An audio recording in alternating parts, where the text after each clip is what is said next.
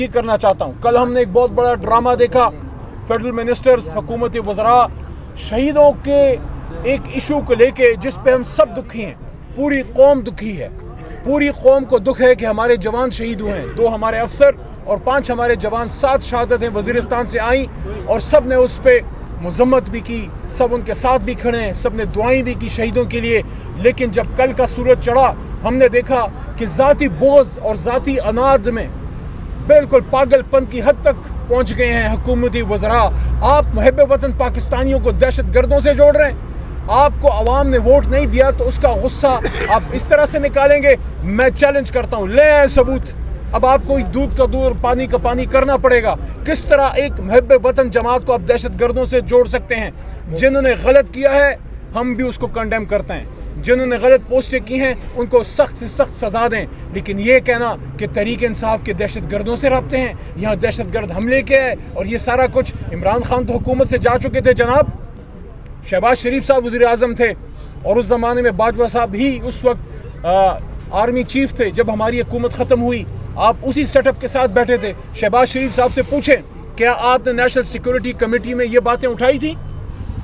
عمران خان صاحب تو اس وقت وزیر اعظم نہیں تھے، تو پھر کون تھا جو اس کی اجازت دے رہا تھا کہ پاکستان میں اس طرح کے لوگ آئیں؟ عمران خان صاحب تو ہمیشہ دہشت گردی کے خلاف رہے اور اس کی قیمت چکائی ہے اور اب بھی چکا رہے ہیں. رمضان کے مہینے میں اڈیالہ میں پڑے ہوئے کیا جرم کیا ہے انہوں نے؟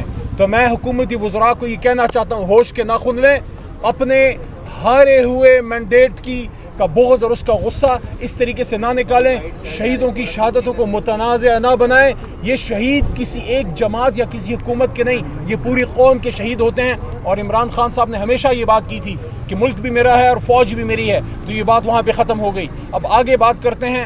دیکھیے جو مینڈیٹ پہ ڈاکہ پڑا ہے، آخری بات، یہ مینڈیٹ پاکستانی عوام کا ہے. یہ کوئی عمران خان صاحب کی، علی محمد کی یا شاہ محمود قریشی کی، اسد قیصر کی ذاتی لڑائی نہیں ہے.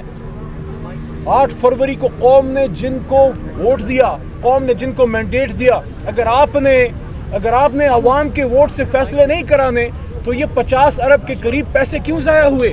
میں پھر یہ کہتا ہوں آپ گھر بیٹھے فارم 47 جاری کر دیا کریں. آج جو شخص وزیر اعظم ہے، جو وزیر اعلیٰ صاحب ہیں پنجاب کی، وہ لوگ اپنی سیٹیں ہار چکے ہیں. آپ کی فیڈرل کیبنٹ کی میجورٹی اپنی سیٹیں ہار چکے ہیں اور خواتین پہ اپنی سیٹیں ہار چکے ہیں. ہم سب کی ماں ہیں ریحانہ ڈار صاحبہ، وہ اپنی سیٹ جیت چکے ہیں خواجہ آصف صاحب سے. اسی طرح میاں نواز شریف اپنی سیٹ ہار چکے ہیں. ڈاکٹر یاسمین راشد پہ شہباز شریف صاحب اپنی سیٹ ہار چکے ہیں. محترمہ مریم نواز صاحب اپنی سیٹ ہار چکی ہیں. احسن اقبال صاحب اپنی سیٹ ہار چکے ہیں. عطا اللہ تارڑ صاحب جو کل بڑھ کے بول رہے تھے، نہ ختم ہونے والی کہانی ہے. بہرحال انشاءاللہ عدالتوں میں، ٹرائیبیونل میں، پارلیمان میں، روڈوں پہ ہم اس مینڈیٹ کے تحفظ اور اس کی واپسی کے لیے اپنی پرامن سیاسی قانونی جدوجہد جاری رکھیں گے. کون بچائے گا پاکستان؟ علی محمد خان صاحب جو عمران خان کے سامنے پی ٹی آئی پروٹیسٹ کر رہی ہے اور فوج کے حوالے سے جو پوسٹر اور نعرے ہیں ان کے حوالے سے کیا کہیں گے؟ جو غلط پوسٹر فوج کے حوالے سے ہیں بہت ہی غلط ہے. جس نے کیا ہے اس کو ہم اون نہیں کرتے.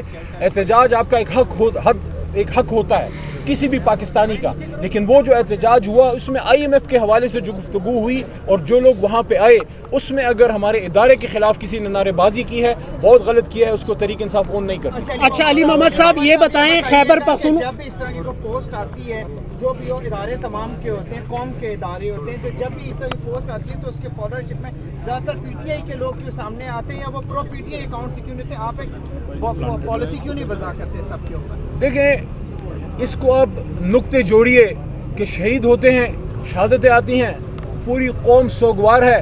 اچانک کہیں سے کچھ پوسٹیں ہوتی ہیں، پھر اچانک 2 فیڈرل منسٹر آ کے پورا دن وہ میڈیا پہ بیٹھ کے اپنا پروپیگنڈا بیچتے ہیں. ان چیزوں کو دیکھیں. جو یہ لوگ کام کر رہے ہیں، جنہوں نے یہ کیا ہے، ہم ڈیمانڈ کرتے ہیں ان کو سامنے لائیں، کیفر کردار تک پہنچائیں. اس سے تحریک انصاف کا کوئی تعلق نہیں ہے. پاکستان تحریک انصاف پاکستان کی محب وطن سیاسی جماعت ہے اور پاکستان سے محبت کرنے والے کروڑوں پاکستانیوں کی ترجمان ہے. اب بھی پاکستان کا نہیں دیں گے، ایبسولوٹلی ناٹ.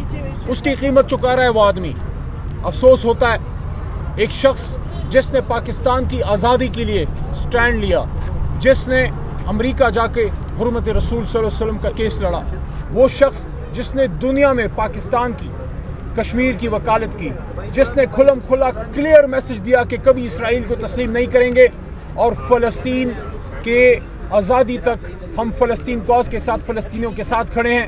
اور آج آپ دیکھ لیں فلسطینیوں کا ظلم و ستم ہو رہا ہے. اسرائیل نے ظلم کا بازار گرم کر رکھا ہے غزہ میں. کوئی امت مسلمہ میں ہے کوئی شخص ٹنکے کی چوٹ پہ بات کرنے والا؟ میں سوال پوچھتا ہوں شہباز شریف صاحب سے, کیا ہو گیا ہے؟ آپ کی زبانیں کیوں گنگ ہیں؟ یہی فورن آفس تھا جب عمران خان وزیر اعظم تھا, جب شاہ محمود قریشی وزیر خارجہ تھا. یہ 24 گھنٹے راؤنڈ دا کلاک یہاں سے اسٹرانگ میسیجنگ ہوتی تھی اور دنیا کو اسٹرانگ میسیج جاتا تھا. جب 3 سال پہلے مسجد اقصیٰ کی بے حرمتی ہوئی اور فلسطین پہ بمباریاں کی, اسرائیل نے, عمران خان صاحب نے مضبوط پیغام دیا اور یہاں 2 عالمی اسلامی کانفرنسیں کی. کیا ہمیشہ پاکستان کے بڑے لیڈرز کے ساتھ یہ ہوتا رہے گا؟ لیڈر تو سالوں میں پیدا ہوتے ہیں, ہم پر امید ہے یہ ظلم ختم ہوگا. سائفر کیس سے بھی عمران خان صاحب نکلیں گے اور جو ان کے خلاف باقی کیسز ہیں ان سے بھی نکلیں گے. قوم اپنے حوصلے بلند رکھے, ایک لمبی جدوجہد ہے. میں دوسری بات